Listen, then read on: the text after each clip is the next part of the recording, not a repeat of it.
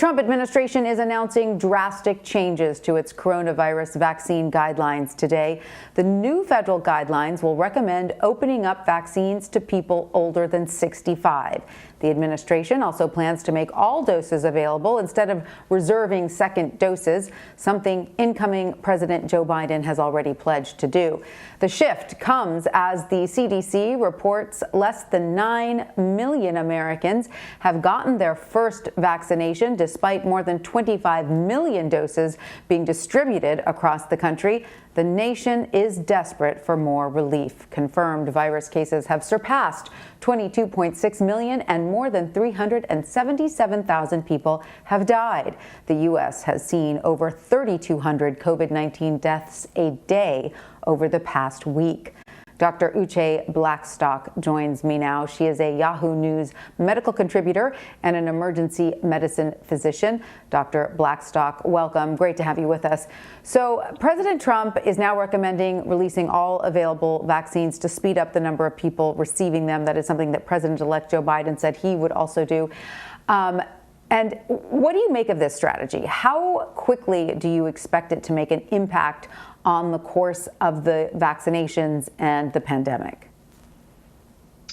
You know, this strategy is very important. When I heard the news today, it was reassuring.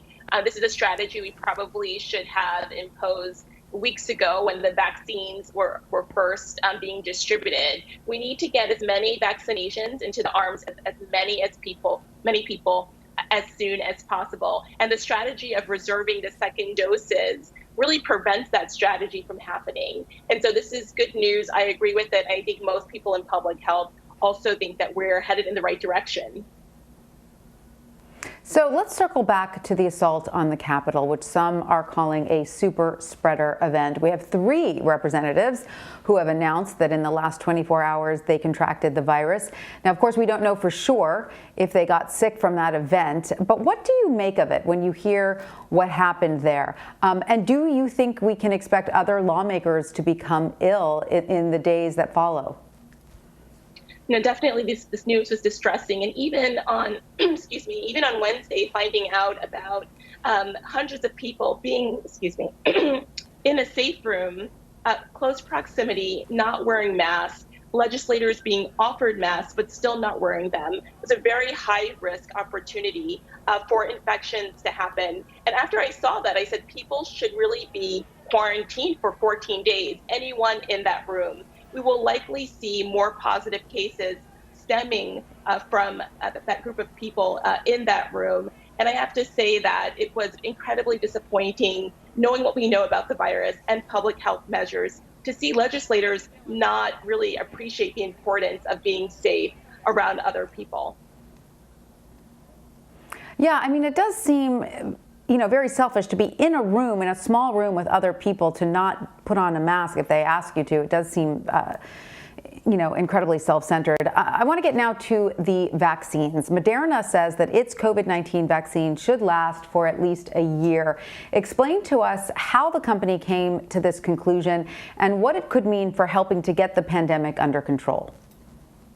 Right. And so what we know now is that while the antibodies may be active for a year, they actually may be active for even longer. We just don't have that data yet. And so it may be that coronavirus is treated like the seasonal flu, where people are getting booster shots every year, or it may be that these vaccinations instill lifelong immunity. But to know that we have immunity for at least a year, we have memory cells that are producing antibodies and that can remember the virus, is very reassuring. And they know this because of animal studies and as well as the clinical participants that have been studied since the trials began. That is very reassuring. And what does this tell us about the longevity of the other vaccines? Moderna's vaccine, as far as I know, is similar to Pfizer's and BioNTech's. So can we assume that these also have about a year's protection? Yes, we definitely can assume that both vaccines of Pfizer and Moderna use mRNA technology. And really the benefit of that technology is that even if new variants come forth, you can adjust the technology very easy to address those new variants. And I think even the Johnson & Johnson and AstraZeneca vaccines, even though they use different technology, we will likely see a similar robust response from those vaccines as well. That is good news. Dr. Uché Blackstock, thank you so much for joining us. We appreciate it. Thank you for having me.